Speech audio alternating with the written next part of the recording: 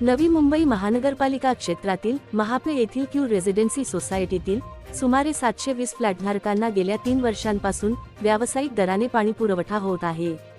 रहिवासी दराने पाणी मिळावे यासाठी मागील 2 वर्षांपासून महाराष्ट्र औद्योगिक विकास महामंडळ अर्थात MIDC कडे पाठपुरावा करूनही तोडगा न निघाल्याने समाजसेवक तथा सोसायटीचे चेअरमन योगेश चव्हाण यांच्या नेतृत्वात रहिवाशांनी MIDCच्या महापे कार्यालयासमोर आमरण उपोषण सुरू केले।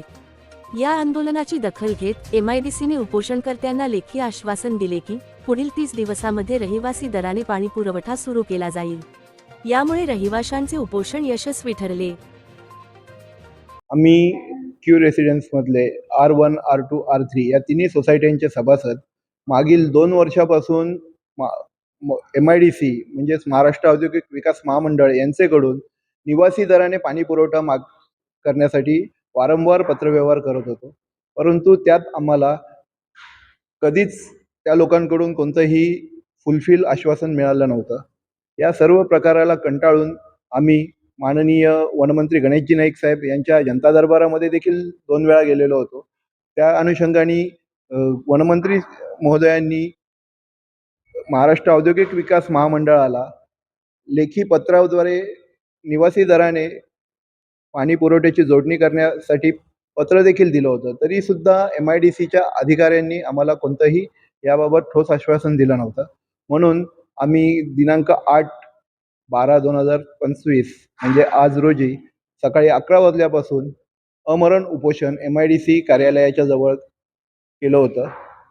त्या उपोषणाचं इफेक्ट्स म्हणूया आपण की त्या इफेक्ट्समुळे MIDCचे अधिकारी श्री आव्हाड साहेब यांनी येऊन पुढील 45 दिवसात क्यू रेसिडेन्सला निवासी दराने पाणी पुरवठा मिळेल अशी त्यांनी लेखी हमी आपल्याला दिलेली आहे। आणि त्यामुळे मी माझं उपोषण जे सकाळी चालू केलं होतं ते आव्हाड साहेबांच्या उपस्थितीत स्थगित केलेलं आहे।